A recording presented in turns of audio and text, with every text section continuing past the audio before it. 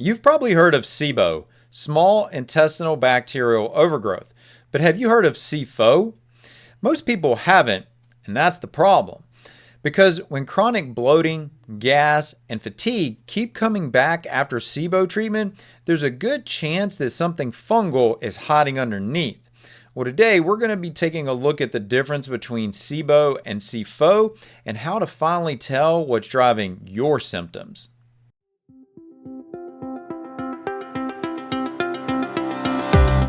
If you've dealt with ongoing bloating, gas, or fatigue, and you've been told it's just SIBO, there's a good chance you're only seeing half the picture. Well, a growing body of evidence is now distinguishing between two very different causes of small intestinal overgrowth, SIBO and SIFO. Most people, even many practitioners, don't realize that there's a difference, and that's what we're going to be tackling today. What SIFO actually is, how it mimics SIBO almost symptom for symptom, and why understanding both is the key in finally dealing with the cycles of relapse. But before we get into it, allow me to introduce myself. I'm Dr. Arland Hill, and for over 20 years, I've been helping first-time and recurrent SIBO sufferers restore their gut function by targeting all three phases of the condition to resolve symptoms in a timely manner. Let's begin the breakdown of SIBO versus SIFO with a very informative chart. And this should start to alleviate some of the confusion. So you'll notice here that we've got small intestinal bacterial overgrowth, and then on the right we've got SIFO. Well, what about the etiology? What's causing these two types of overgrowth? Well, when it comes to SIBO bacteria, we're looking predominantly at E. coli, Klebsiella, and Streptococcus strains. Now, what I find interesting in these is that when we do stool testing and there's a suspicion of SIBO, a lot of times we'll see elevations in this Streptococcus or E. coli. When we're looking at SIFO, you'll notice here that we're specifically looking at Candida species. And the Candida species that's most implicated here is going to be Candida albicans. Other Candida can be linked, but Candida albicans is definitely going to be high on the list. What about some of the risk factors for bacterial overgrowth?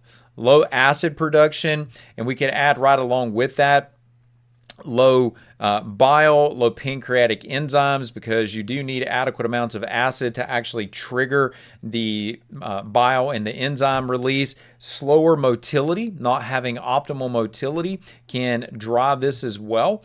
And then, of course, having changes in the overall anatomy and structural makeup of the body, and even aging. And aging comes into play here because it's going to impact those digestive secretions.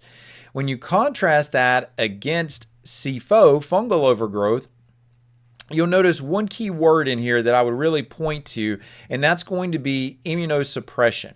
So, for example, individuals that have, say, for example, I'll go extreme for a minute, let's say cancer, let's say HIV, AIDS, these really severe chronic immune suppressed states, those can certainly open the door for fungal overgrowth, but those are not the only ones. For example, diabetes you'll see listed here, or even just general malnutrition. Both of those are very prevalent in the population, so we can't overlook those either. And even steroids. Steroids are suppressing immune function. Well, what about the prevalence? How just routine are these out there in the population? SIBO, bacterial overgrowth, is pretty prevalent. Even though it says here that it's relatively unclear, if we look at some of these associated conditions, and these are associated, right? There's a correlation here, but these are not the exact same. So things like irritable bowel syndrome, inflammatory bowel disease, liver diseases. So, for example, non-alcoholic fatty liver disease, overweight individuals, these are all prone to the development of bacterial overgrowth. But interestingly enough, some of these same drivers can set the stage, or some of these same conditions can be linked to fungal overgrowth, SIFO. And it's not uncommon, maybe is a better way to say this, to see SIBO and SIFO run together. Those two can be found at the same time. Now, as far as bacterial overgrowth, it's going to inhibit nutrient absorption. So there's a malabsorption there. When you release the bile acids from the liver as part of the normal digestive process to help with digestion of fats, those should be reducing bacterial load. But if there's an overgrowth there, those bacteria are actually changing the nature of those bile acids. They're taking them from a conjugated to a deconjugated state, and that bile acid at that point becomes an irritant, and it's more problem than it is benefit. Fungal overgrowth is going to be different in that it's going to disrupt the integrity of the gut lining, but it can also form biofilms. Now, I will say this, that both bacteria and fungus can form biofilms, and there's some relevance there as we'll talk about the antimicrobials and some of the botanical interventions here in a moment. But when you look at fungus, they can do that, and they release enzymes. So more so than going in and fermenting like bacteria do, or changing the nature of the digestive secretion, specifically bile, like bacteria do, the predominant concern that we have when it comes to fungus are these virulence factors, these virulence enzymes. These virulence factors are going to be drivers in inflammatory cascades that can cause a lot of problems. Now, you also have the symptoms, and this is really the starting point for most folks to even trigger to think, am I dealing with SIBO? And now as you listen to this, maybe you start thinking I'm dealing with SIFO as a part of that. So for example, you'll notice things like bloating, diarrhea. These show up in both groups, in both the bacteria and in the fungus, and as well as flatulence, gas shows up in both categories. So your core indicators for differentiating symptom-wise, well, they strongly overlap with each other. The malabsorption is going to be more noteworthy when it comes to the bacterial overgrowth, but to really know that, you would need to do a nutrient test at the same time that you're doing any other type of early assessment, or just see some physical indicators that you may have nutrient deficiencies. That would tend to suggest more of a bacterial problem, but make no mistake that your nutrient status can also be affected by fungus as well. So symptoms aren't going to be the best differentiator here, and that's really at the core of why we're having this conversation. Well, what about your diagnostic test? I'm going to put a big question mark on this altogether, because you'll notice here that the gold standard for both of these is to actually do a direct sampling of the small intestine, which is an invasive test. People aren't signing up for that, and the practicality of that in everyday clinical practice is just not very good. Breath tests have their own limitations. Yes, they have some utility, but you can't ignore the problems that they have in their sensitivity and specificity either. And one thing that I would acknowledge on this is that even though I alluded to this a little bit earlier when I talked about stool testing and being able to see the different types of organisms that are growing, when it comes to the testing, using stool testing, the real attribute to stool testing is not looking at those organisms, it's looking at how the digestive secretions are affected, these defense lines, whether that's looking at acid enzymes, bile, your how robust your immune system is locally in your gut. That's really where stool testing comes into play, to give you an idea of what are the underlying drivers that set the stage for SIBO, not necessarily whether SIBO is there or not. Let's be honest, guys. If you've got all these symptoms that we alluded to earlier and you're checking the boxes, the more of those boxes you're checking, the greater the probability that you're going to be dealing with SIBO, some type of bacterial overgrowth. And I'll come back to the fungal nature of that in a moment. When you look at the antimicrobial therapy, this is speaking to pharmaceuticals here. A couple of key drugs. Rifaximin is really the top tier drug in this category. Metronidazole, neomycin. There's other antibiotics that are used, and then you get over to the fungus, and you'll see fluconazole, so the azole category of medications, nystatin. You've really got two different classes of medications here when you look at these. So that means if you went on an antibiotic, you initially responded, but you're relapsing. Was it the fact that the antibiotic didn't do the work, or was it the fact that you used something that was targeting bacteria and not targeting fungus, and now you've got to deal with the fungus component of that? So that would be utilizing two different classes of antimicrobial medications. What about dietary approaches?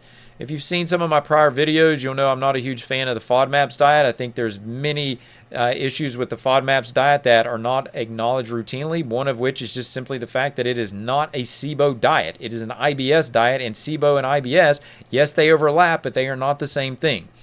Probiotics can be beneficial.